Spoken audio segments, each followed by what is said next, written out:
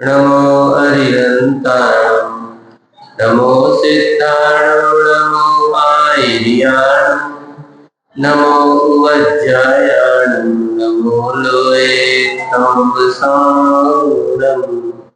देवादेव श्री ऋषभनाथ जी भगवान की, परम पूज्य आचार्य गुरुदेव श्री विद्यासागर जी महाराज की, परम पूज्य विनाचार्य श्री समय सागर जी महाराज की, परम पूज्य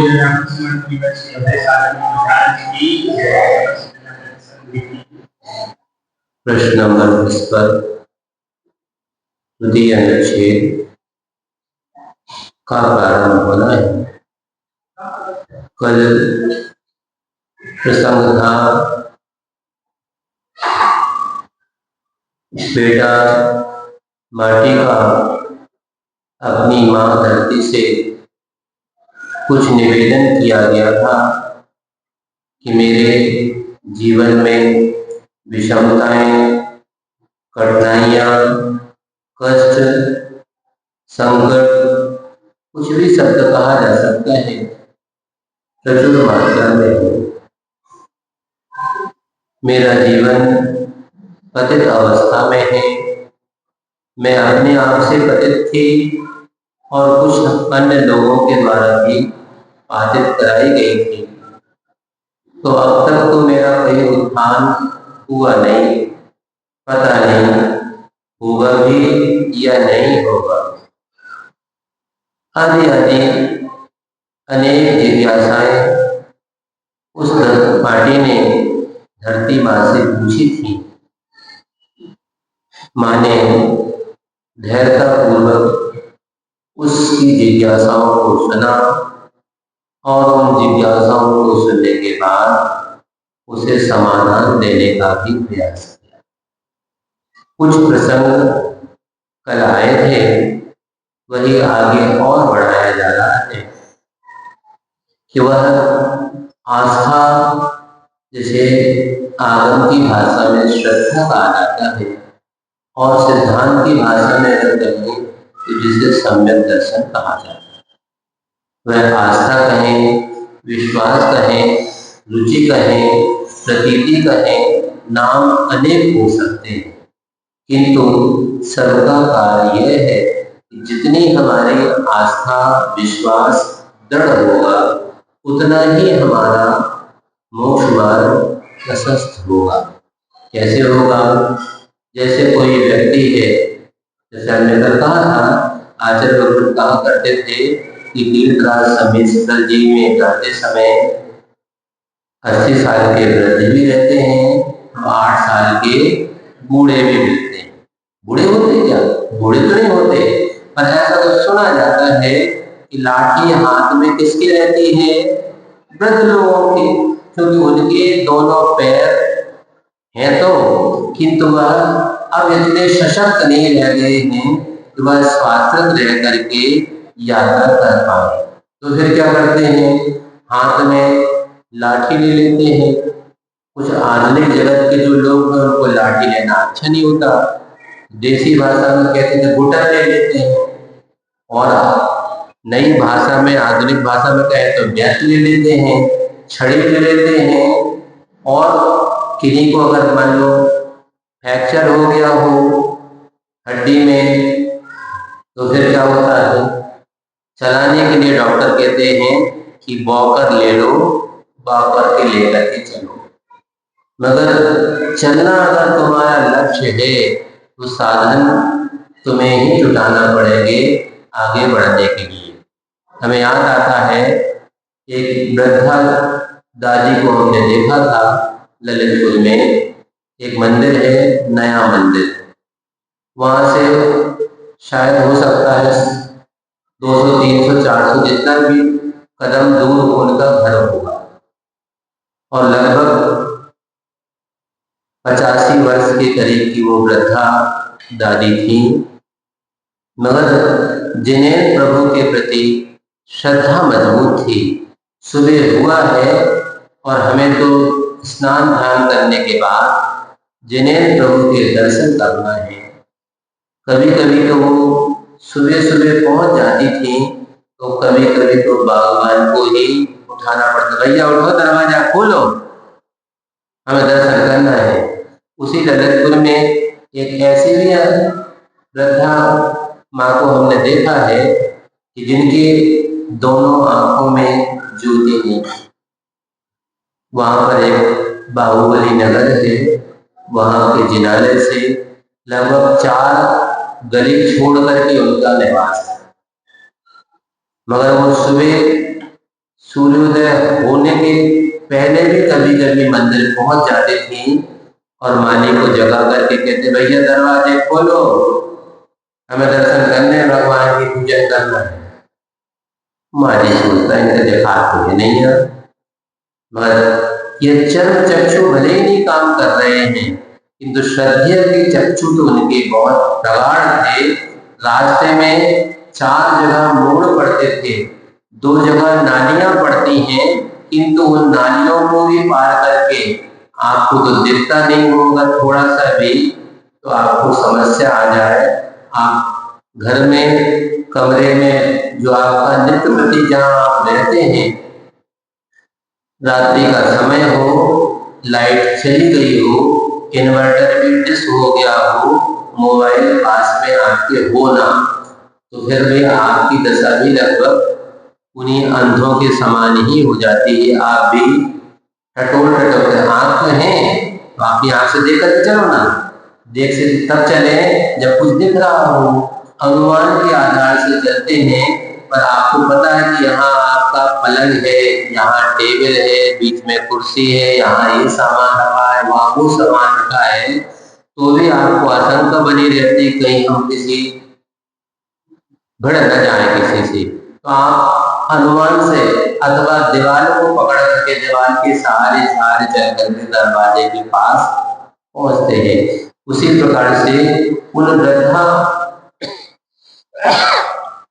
माता को हमने देखा कि उनके पैरों में शक्ति नहीं थी, कमर ऐसी नहीं रहती थी, वो बिल्कुल 90 डिग्री से ऐसी झुक गई थी। यहाँ भी देखा हमने, एक दादी इस मोहल्ले से आती हैं, इनके कमर बिल्कुल झुकी है और हाथ में अपना बैग लेकर के भी आती हैं। क्यों? भगवान की पूजा करने के लिए हमें जाना है। तो उन दादी को हमने देखा कि उनसे चलने में उनको बहुत अधिक असुविधा रहती थी, तो कैसे जाए मंदिर? तो उन्होंने युक्ति निकाली और एक प्लास्टिक की कुर्सी ली,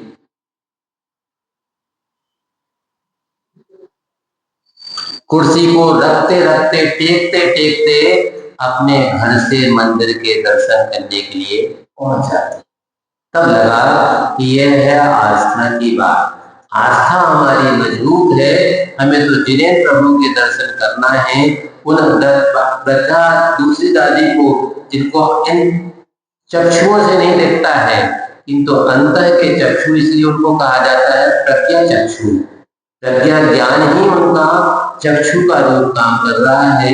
आस्था मजबूत है तो रास्ता भी शास्ता बनकर के साथ देता है।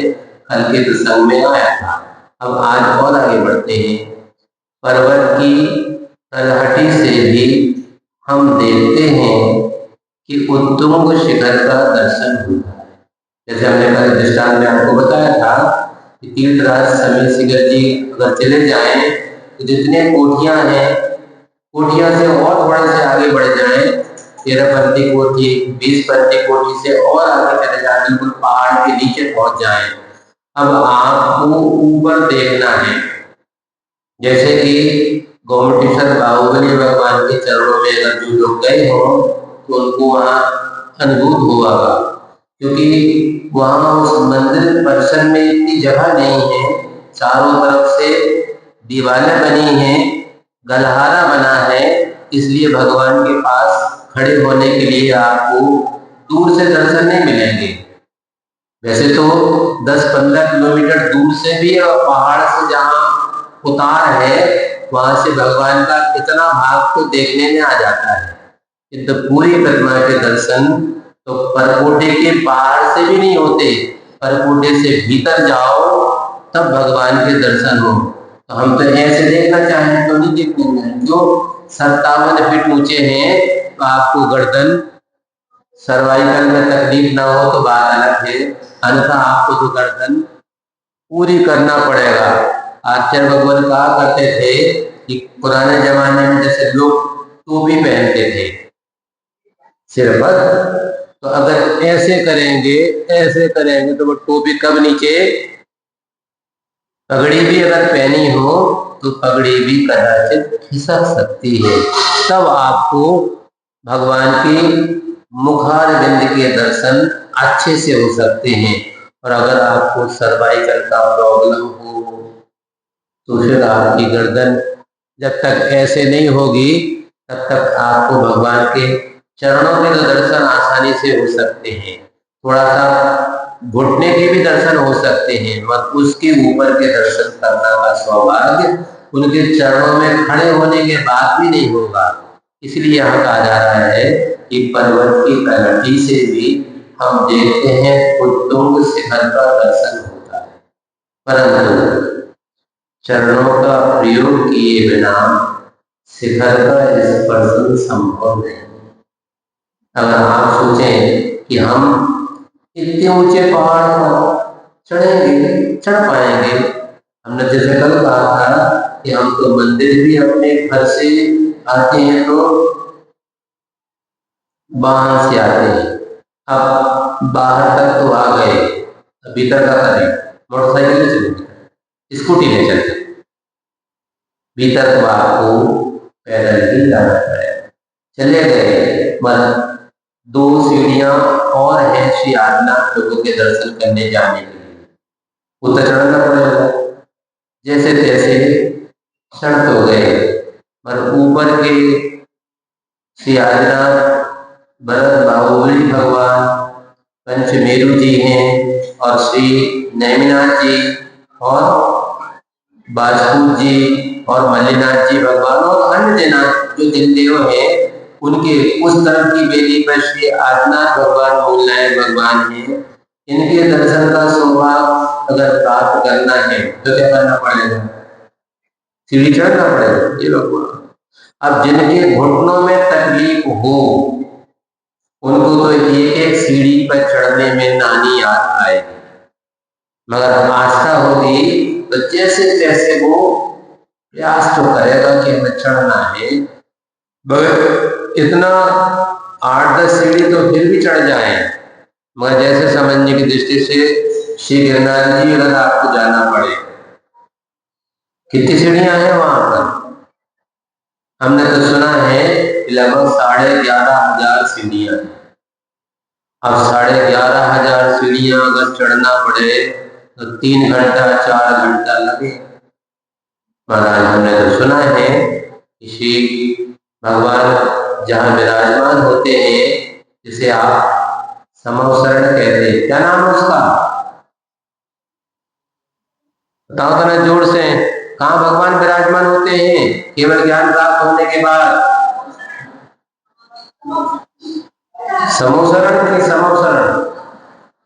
समोसरण तो नहीं, समोसा जैसो, हाँ समोसा जैसो नहीं है, कचौड़ी जैसो है, कचौड़ी जैसे भी नहीं है, फिर क्या है, तो शरण है उसमें कि नहीं है, नहीं है, समाव शरण नहीं है, शरण है, लगता है शक्कर का नहीं है, सड़क का है।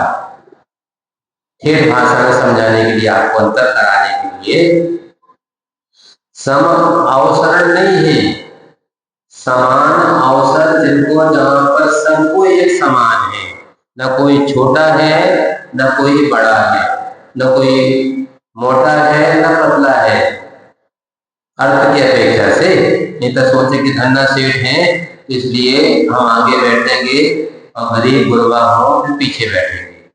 सबको एक समान, चाहे इंद्र हो, चाहे देव हो, चाहे देवांगनाएं हो, अथवा चक्रवर्ती ही क्यों ना हो और चाहे सामान्य मनुष्य हो, सबको एक समान अवसर। यहाँ तक कि रेंच भी हो तो वह सुअर ही क्यों ना हो, उसके लिए भी वही स्थान है जो स्थान हाथी के लिए है। एक समान कोठे हैं, सबको एक समान अवसर मिला है अपना कल्याण सुनिश्चित करने के लिए। इसलिए अब 11,000 सीढ़ियां चढ़ना है तो 4 घंटा लगेंगे। तो हमने तो सुना है कि भगवान जहाँ विराजमान होते हैं 20,000 सीढ़ियां होती हैं, पढ़ा आप लोगों ने। अब जबकि जमाओ 11,000 के 11,500 के मान लो 10,000 मोटे रूप से मान ले, जबकि 10,000 सीढ़ी चढ़ने में 4 घंटे, तो 20,000 सीढ़ी चढ़ने में कितने घंटे लगेंगे? आप लोग गणित में कच्चे हो। 10,000 जब 4 घंटे तो 20,000 के लिए 8 घंटे। गणित के अपेक्षा तो आपका उत्तर सही हो सकता है और चढ़ने वालों की हालत खराब होगी। 10,000 सीढ़ी चढ़ने के बाद हालत डाउन और होती जाएगी, बढ़ेगी नहीं। तो आपको शक्ति और ज्यादा लगाना पड़ेगा, तो बाद में तो संख्या बढ़ती जाएगी। इस प्रकार से आप सामने से अगर जाते हैं तो चढ़ तो जाते हैं उत्साह के पूर्वक।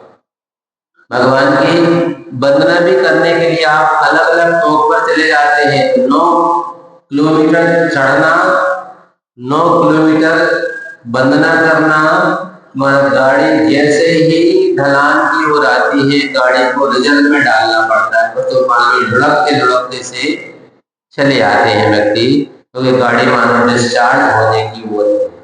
ऐसी आर्थिक शरीर की दशा हो जाती है जो बिना खाए पिए चढ़ते हैं, और चूंकि लोल लालच लगा हुआ है, पैसा जेब में अगर है तो आपने गलत काम कर लिया। गलत काम से तात्पर्य वहां पर रास्ते में दुकानें लगी हैं, तो कहीं से कचू ले लो, कचू खा लो, कचू पी लो, तो फिर आप गंदगी भी उस पर्वत राज पर करने के दोषी माने जाएंगे, भागीदार होंगे। इसलिए भले ही बदला कैसे भी हो, पर संकल्प करके जाएं कि हम रास्ते में कुछ भी न खरीदेंगे न खाएंगे, तब आपकी वंदना निर्दोष रीति से मानी जाएगी। अब ऐसे पहाड़ को चढ़ करके आप भगवान वर्तमान स्वामी अथवा भगवान ऋषभदेव जी हैं, उनका संवत्सर लगा हुआ है। 20,000 सीढ़ी चढ़ने में 8 घंटे तो आपने मान लिए, मगर सुनते हैं, पढ़ने में आता है कि संवत्सर में चाहे बालक जाए, चाहे युवा जाए, चाहे वृद्ध जाए, सब अंतर मुहूर्त में ऊपर पहुंच जाते हैं। महाराज को तो जादू छूट गई है, जादू नहीं, यही वहां की विशेषता है। क्या विशेषता है? अगर आपने देखा हो किसी बड़े शहरों में, नगरों में जाकर के, तो वहां पर वैसे तो हमने सुना था सागर में, बीना में भी रेलवे स्टेशन में ऐसी व्यवस्था बनाई गई है।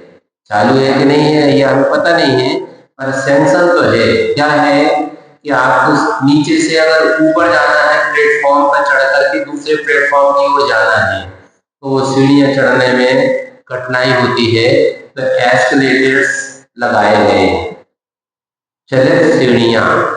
फिर क्या होगा, आप सीढ़ी पे खड़े हो जाए तो आपको नहीं चढ़ना, ये सीढ़ियां ही स्वचालित हैं, वो ऐसे आपको चढ़ा करके ऊपर ले जाएंगे, ऊपर के सरफेस को छोड़ देंगे, आप वहां से चल जाए। फिर नीचे उतरना है तो वहां भी स्वचालित सीढ़ियां हैं, उनको पकड़ ले, तो उसमें खड़े हो जाए तो आपको उतार करके। इसी प्रकार से वह भगवान का संवत्सरण है, वहां पर भी संभव है कि ऐसी स्वचालित सीढ़ियां, जिसको एस्केलेटर्स कहा जाता है, लगे होंगे। तो चाहे बूढ़ा जाए, चाहे बालक जाए, चाहे युवा जाए, सब अंतर्मुहूर्त में 8 घंटे का काम अंतर्मुहूर्त में सब ऊपर पहुंच जाएंगे। इसलिए चरणों का प्रयोग तो आपको करना पड़ेगा, तब आपका चलना होगा, चढ़ने का काम होगा। उसके बिना शिखर का स्पर्शन संभव नहीं है। जैसे कि आपको अभी कुछ लोग गए थे तीर्थराज समय शिखर, और उनका मन था कि जिस दिन भगवान पार्श्वनाथ स्वामी जी का निर्वाण हुआ था, मुकुट सप्तमी के दिन, मोक्ष सप्तमी के दिन, उस दिन हमें वंदना करना है। वंदना तो आपके हाथ में थी, पर सुनते हैं कि 2.5 किलोमीटर दूर से ही लाइनें लगी थी, तो 2 घंटा 2.5 घंटा के बाद आप पार्श्वनाथ भगवान की टोंक में ऊपर, एक तो कह रहे थे महाराज कछु आवश्यकता नहीं है ऊपर चढ़ने की, आप बस लाइन में लग जाओ, धक्का इतना लगेगा आपको कि आप ऑटोमेटिक चढ़ भी जाओगे, ऊपर से नीचे भी आ जाओगे। इतनी व्यवस्था भीड़ की थी वहां पर, है कि नहीं? तो वो चढ़ना तो पड़ेगा तब आप ऊपर तक पहुंच पाओगे। इसी प्रकार से शिखर का स्पर्शन चरणों के प्रयोग किए। इसी प्रकार से आप सम्यक दर्शन हो गया, सम्यक ज्ञान हो गया, मोक्ष मार्ग तो हमें प्राप्त हो गया, पर अभी अधूरा मोक्ष मार्ग। क्यों? आचरण किए बिना, जिसे सम्यक चारित्र कहा जाता है, सम्यक दर्शन हो गया, सम्यक ज्ञान हो गया, किंतु सम्यक चारित्र अगर नहीं होगा तो हमारा कल्याण सुनिर्धारित नहीं होगा। चारित्र हमने ले लिया, हमारा गृहस्थ जीवन में है तो हमने पंचम गुण स्थान के योग्य चारित्र तो अंगीकार कर लिया, पर उतने से कल्याण होने वाला नहीं। फिर क्या करना पड़ेगा? उसके लिए तो चारित्र संयम को, महाव्रतों को अंगीकार करना पड़ेगा। तो जिन जिन ने महाव्रत अंगीकार किए उनका कल्याण हो जाएगा? नहीं, उनका भी अभी नहीं होगा। फिर क्या करना पड़ेगा? जितना आप अपने चारित्र को मानते जाएंगे, शुद्ध करते जाएंगे, उतना ही आपकी यात्रा ऊर्ध्वमुखी हो सकती है। इसलिए और बताते हैं, हाँ यह बात सही है कि आस्था के बिना रास्ता नहीं, सम्यक दर्शन के प्राप्त किए बिना आपका वह प्रशस्त होगा नहीं। इसलिए आस्था श्रद्धा को तो दृढ़ बनाना ही है, किंतु मूल के बिना चूल नहीं। हम भक्त नहीं भगवान बनेंगे, ऐसा भी कुछ लोग नारे लगाते। भक्त बने बिना भगवान बनना संभव नहीं।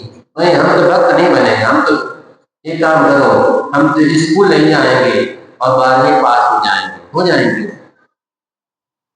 कम से कम पहली से 5वीं तक की प्राइमरी पास करो, फिर माध्यमिक शिक्षा प्राप्त करो, तब मिडिल होगी, उसके बाद हायर सेकेंडरी होगी।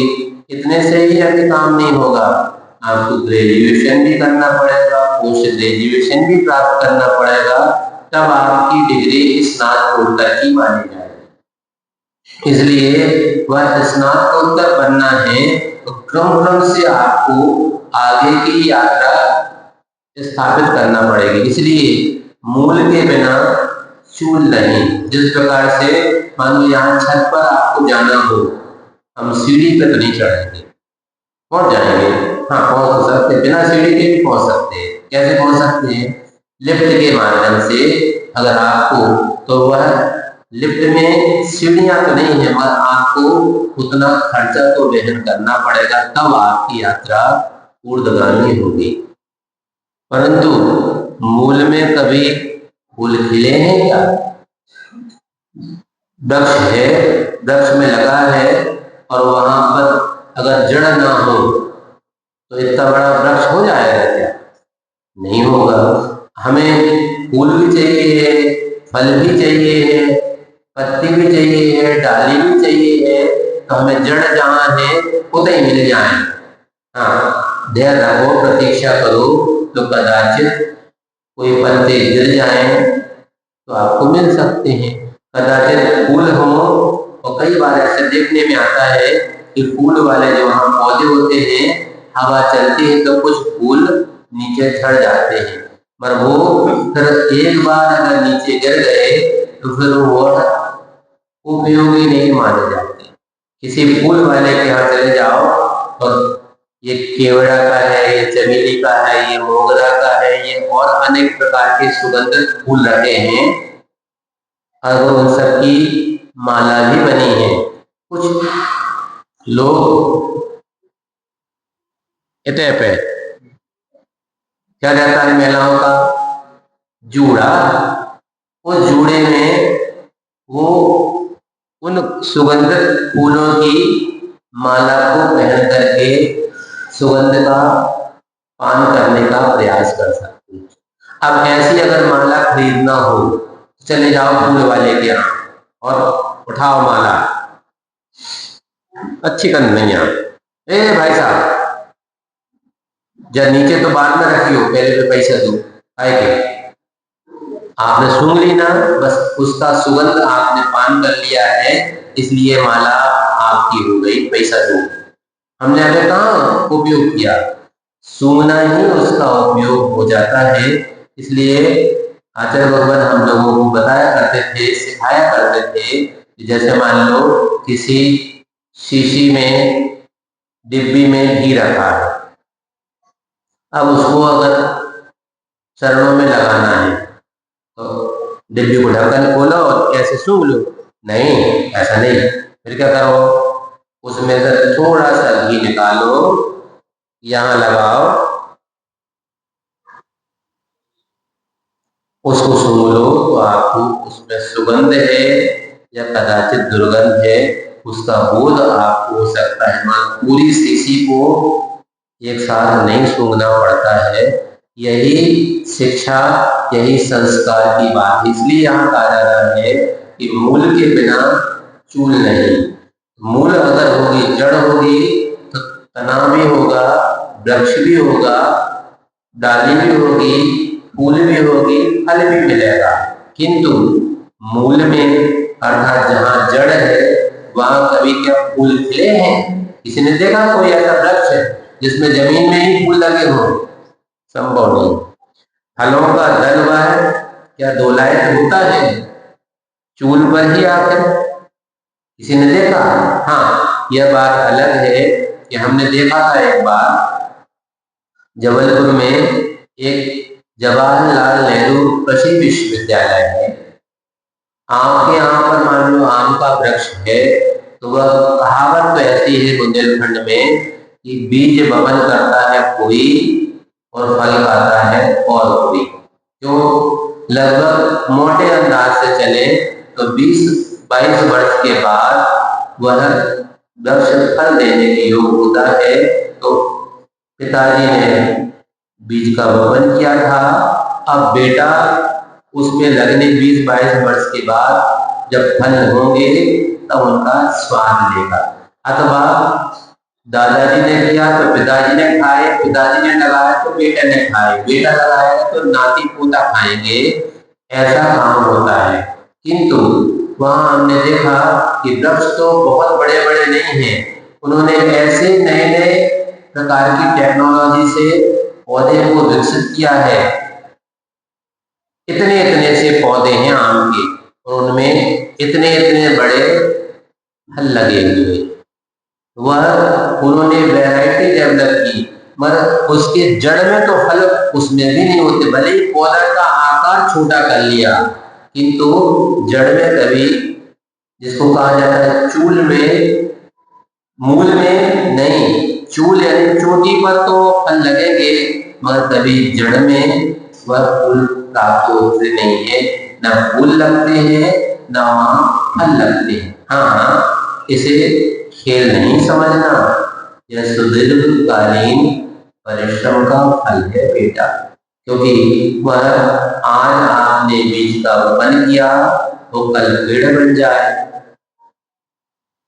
आपको निरंतर उस वृक्ष का वपन करने के बाद जैसे ही उसका अंकुरण होता है, उसे योग्य स्थान पर जहाँ उचित मात्रा में खाद, पानी, हवा मिल सकती है, वह उपलब्ध करवाना पड़ेगा। एक दिन नहीं, 2 दिन नहीं, 1 महीना 2 महीना नहीं, 1-2 वर्ष की भी बात नहीं है, वर्ष दर वर्ष गुजर सकते हैं। तब वह धीरे धीरे आपको ध्यान रखना पड़ेगा। मगर कोई बालक हो तो मान लो उसने बीज डाला, आज बीज को वपन किया है, कल फिर गड्ढा खोद ले, नहीं हो, नहीं होंगे, फिर दबा दो, फिर मिट्टी डाल दो, दूसरे दिन फिर उसको बढ़ दो। अगर ऐसी अज्ञानता पूर्ण कार्य किया तो वह अंकुरित होगा ही नहीं। क्यों?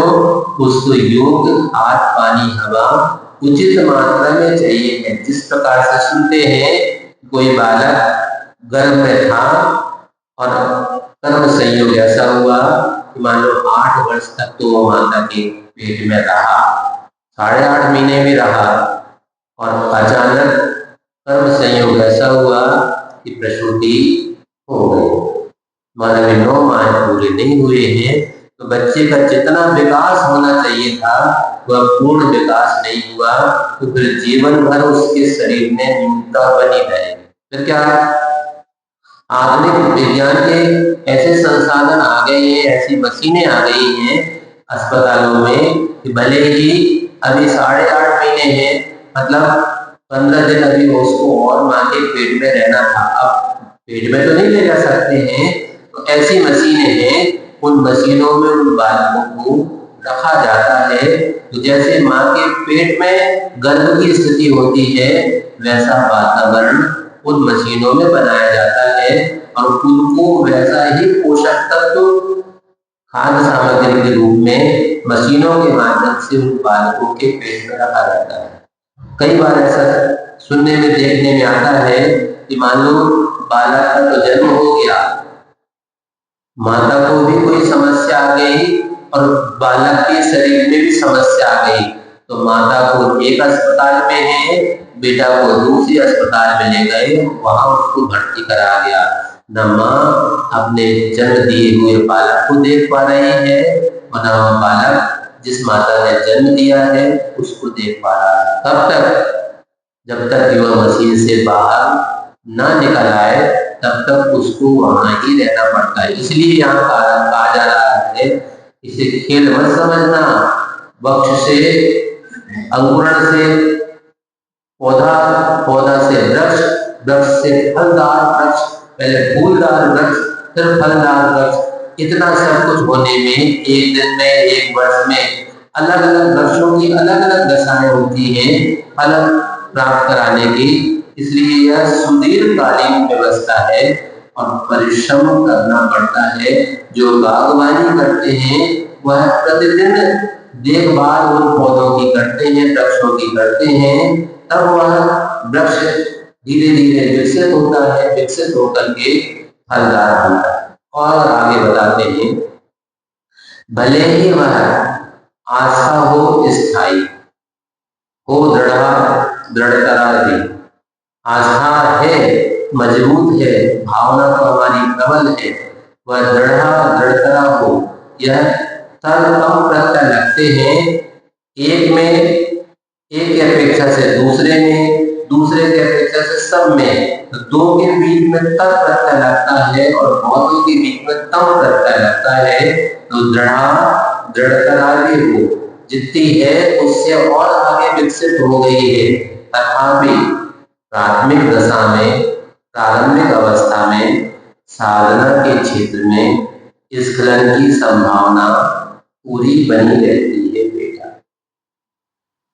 क्योंकि प्रारंभिक दशा है, वह प्रारंभिक दशा में साधना करने वाला साधक प्रयास करता है, किंतु उसके दृढ़ क्षेत्र काल भाव का संयोग कुछ ऐसा भी मिल सकता है कि उसकी आस्था अभी मजबूत नहीं हुई है।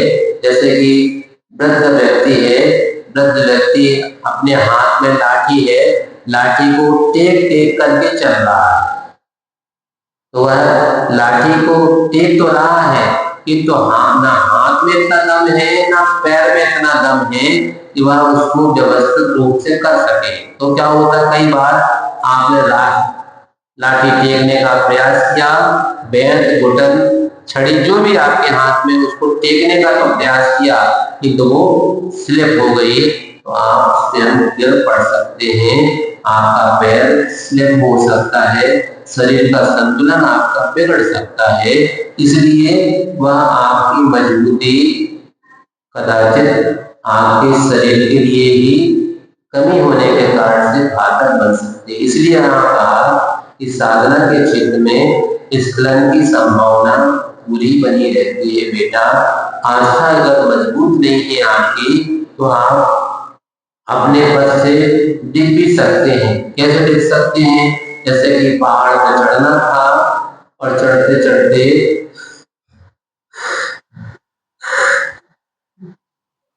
अब श्वास फूलने लगी है, अब हमारी शक्ति नहीं आ रही। हम क्या करें? चलो हम चल रहे, चलो ले आ, हाथ पकड़ ले रहे हैं, हमारा हाथ पकड़ करके भी वो धक्का लगा रहा है, बाजू से नहीं तो चलो आगे चलो, हम तुम्हारे पीछे से सपोर्ट कर रहे हैं, चलो। थोड़ा सा साहस बनाया, अब तो हमसे नहीं चढ़ो जा, क्या करें? इतनी बैठ जाओ रास्ता में, ऊपर तो नहीं जा पाओगे।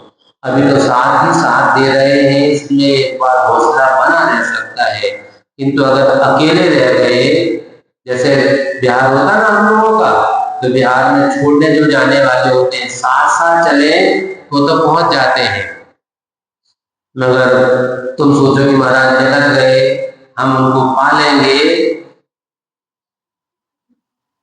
अकेले में प्रवृत्ति आस्था मजबूत नहीं रहती है, अब लगता है चले गए महाराज, लौट चलो तो दर्शन कैसे मिलेंगे? फिर एक काम करो, कोई गाड़ी देख लो, कोई वाहन देख लो, वाहन भी मिल गया, मगर क्या करे? वाहन ऐसी जगह पर पहुंच गया कि आगे मान लो कीचड़ है, दलदल जैसा है, उसमें गाड़ी बार बार स्लिप हो रही है, अब गाड़ी आगे नहीं जाए, अब तो पैदल ही चलना पड़ेगा। पैदल चलेंगे महाराज को कैसे पाएंगे? नहीं पा सकते। आगे दृष्टांत के माध्यम से आपको समझा रहे हैं आचार्य भगवान, स्वस्थ प्रौढ़ पुरुष भी क्यों ना हो, काई लगे पाषाण पर पद फिसलता है। अब पद के दो अर्थ हैं, एक तो पद मतलब पैर है ही, स्वस्थ और प्रौढ़ व्यक्ति भले ही क्यों ना हो, किंतु जहां पाषाण पर काई लगी हो, काई समझते हैं, जिसके कारण से पत्थर में चिकनापन आ जाता है। अगर आपके जैसे भवन होते हैं, आप लोग पुराने जमाने में तो गर्मी के समय पर छत का आनंद ले सकते थे, क्यों? गर्मी है, अब नीचे कमरों में तो बहुत गर्मी लग रही है, तो क्या करें? चलो छत पे चले, वहां सोएंगे। मतलब जब आज के जमाने में बिजली है तो पंखा है, कूलर है, और किसी के पास ज्यादा व्यवस्था है तो एसी भी लगवा लिया है, अब ऊपर जाने का कोई काम ही नहीं है। ऐसी अवस्था में आप ऊपर सालों नहीं जाते हैं। हाँ, गर्मी के समय जा सकते हैं, कब? जब किसी धोने हो और किसी धोकर के ऊपर डलना हो, है कि नहीं? तब फिर कदाचित ऊपर जाएं, तो बरसात में तो जाने का कोई काम है नहीं। फिर भी मान लो किसी दिन बहुत नीचे गर्मी लग रही है, चलो ऊपर चल करके देखते हैं। अब वहां अगर आपके आने जाने की व्यवस्था गड़बड़ थी, तो वहां पर काई लग चुकी है, तो काई की सफाई है नहीं, तो आप कितना भी पैर संभल कर रखें और रिपट पड़े तो फिर हार गंगे, है कि नहीं? जहाँ तालाब हो, नदी हो, उनका किनारा हो, जहाँ पानी के कारण से काई लगी हो, वहां कितना भी समझदार व्यक्ति क्यों ना हो, बस नजर हटी, सावधानी हटी और दुर्घटना। इसलिए लिखा कि स्वस्थ व्यक्ति हो, बालक कदाचित गिर सकता है, स्लिप हो सकता है, वृद्ध भी, चूंकि पैर का संतुलन उनका बिगड़ रहा है, इसलिए वह काई लगे पाषाण पर फिसल सकते हैं। किंतु प्रौढ़ व्यक्ति है, स्वस्थ भी है, बुखार अगर चढ़ा हो 1 2 3 4, और ऐसे में प्रौढ़ भी है किंतु अस्वस्थ है, अपना शरीर का बैलेंस उनका स्वयं का नहीं समझ पा रहा है, तो भी गड़बड़ हो सकती है। किंतु स्वस्थ व्यक्ति भी है, प्रौढ़ व्यक्ति भी है, पाषाण पर काई लगी है, तो फिर ऐसे पद पर, वह ऐसे स्थान पर आपका पद फिसलता है। दूसरा अगर लक्षण ले, पद का मतलब पोस्ट। अगर ऐसी अवस्था में कोई व्यक्ति किसी भी संस्था के पदाधिकारी के रूप में नियुक्त हो गया, वह कितना भी स्वस्थ पूर्ण व्यक्ति क्यों ना हो, उसमें अहंकार का आ सकती है, आ जाती है, वह आगे इसी में आने वाला है। वह मानवता से जुड़ जाता है, मानवता से गिर जाता है। मुखबटी में अभी आगे प्रसंग में आएगा, तो वह अहंकार के वशीभूत हो जाता है, मद से चूर चूर हो जाता है, तो वह अच्छा बुरा का विवेक खो बैठता है। क्यों? उसके पास पद का अहंकार आ चुका है।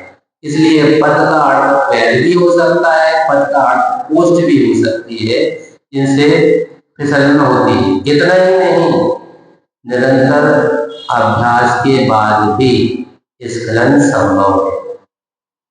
आप ऐसे काई लगे स्थान पर चूंकि रोज आना जाना आपका है, आप बहुत सावधानी के साथ चल रहे हैं, एक पैर एक एक कदम आप समान समान करके चल रहे हैं, ठीक है, निरंतर अभ्यास किया है, इस रास्ते से एक एक कदम कदम से आप वाकिफ हैं कि कहाँ क्या स्थिति है, फिर भी स्खलन संभव है। क्यों?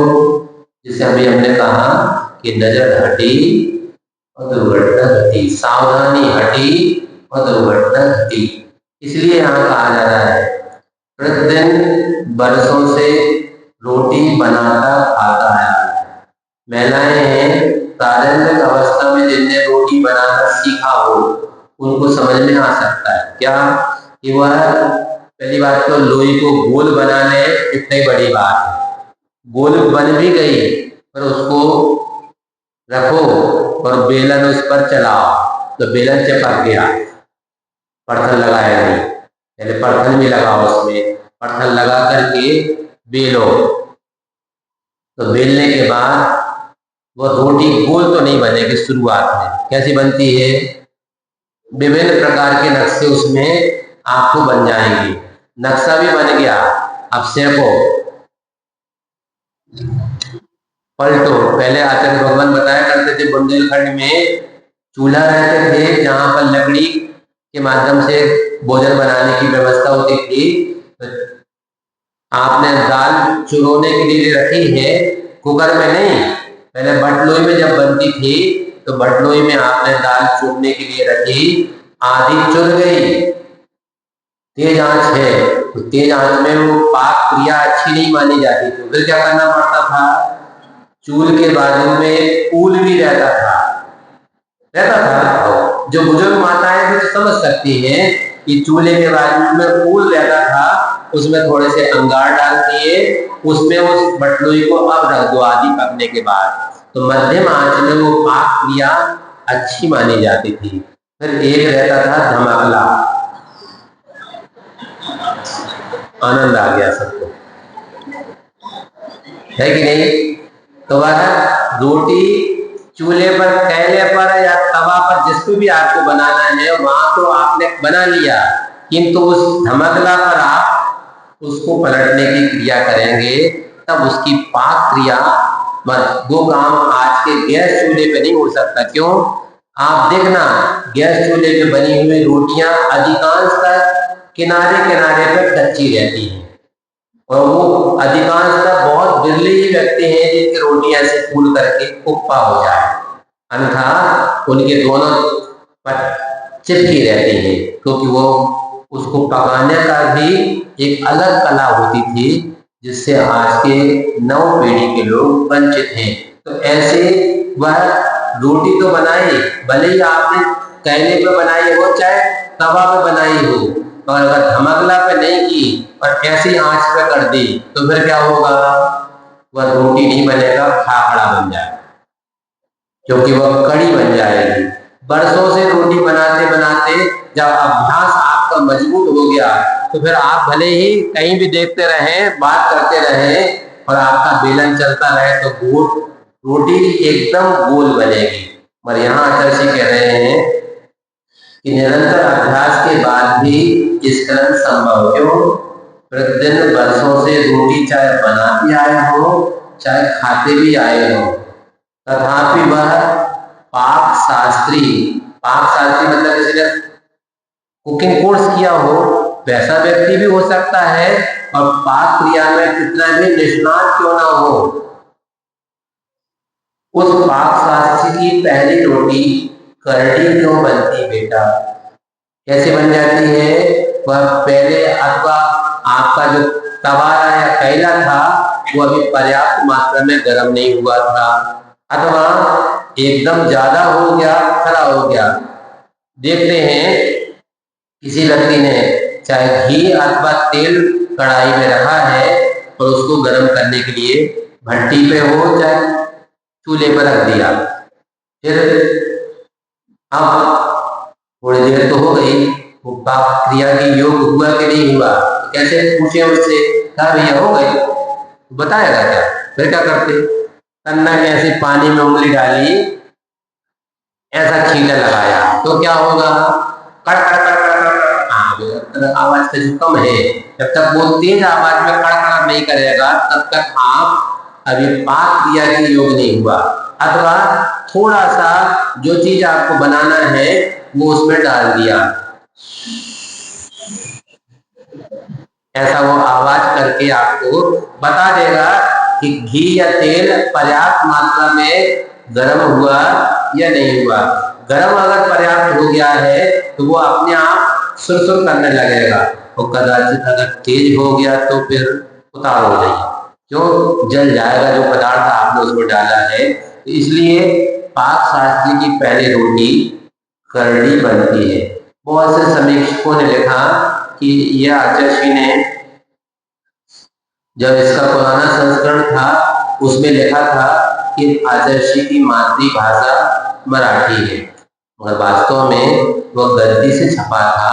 आचार्य लोगन की मातृभाषा तो कन्नड़ थी। तो समीक्षकों ने लिखा ये करड़ी क्यों लिखा?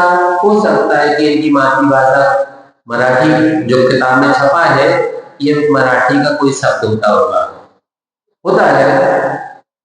आप लोग क्या बोलते हैं? तो हमने जब आचार्य को समीक्षा सुनाई तो नहीं, मराठी थोड़ी मातृभाषा, कन्नड़ है मातृभाषा, इन्होंने ऐसा क्यों लिखा? आचार्य उनकी गलती नहीं, किताब में परिचय में मराठी लिखा है। करड़ी तो तुम लोग भी तो बोलते हो, हम लोग करड़ी नहीं बोलते, क्या बोलते हैं? करड़ी, करड़ी नहीं बोले। हमने तो हिंदी तो सीखी नहीं, तुम लोगों के बोलते बोलते जो सुना था उसी का प्रयोग किया है, और वह करड़ी का उन्होंने लिख तो दिया करड़ी, पर वो करड़ी कोई हिंदी भाषा का शब्द नहीं है। बुंदेलखंडी में तो कोली और करड़ी ऐसे दो शब्द हैं, इसलिए आचार्य भगवान ने कहा लिखा गया तो लिखा गया। इसलिए पाक शास्त्री की पहली रोटी करड़ी क्यों बनती बेटा? इसलिए सुनो, आयास से डरना नहीं, आलस करना नहीं। अब हमारी रोटी तो हमसे कर दी बनते, हम नहीं बना रहे तो भूखे ही रहोगे। इसलिए आयास यानी प्रयास करने से डरना नहीं, करत करत अभ्यास के जड़मति हो सुजान कहावत है। इसलिए आयास करने पर गलतियां सुधरेंगी और तुम्हें काम होगा, और आलस करना नहीं। थोड़ा सा भी आपने आलस अगर किया है तो वह कुशल रोटी नहीं बनेगी, या तो कोरी रह जाएगी अथवा एकदम खाखड़ा बन जाएगी। तो सुधार करोगे तो आपको सफलता मिलेगी। तेरे बोलिए आचार्य गुरुवर श्री विद्यासागर जी महाराज की।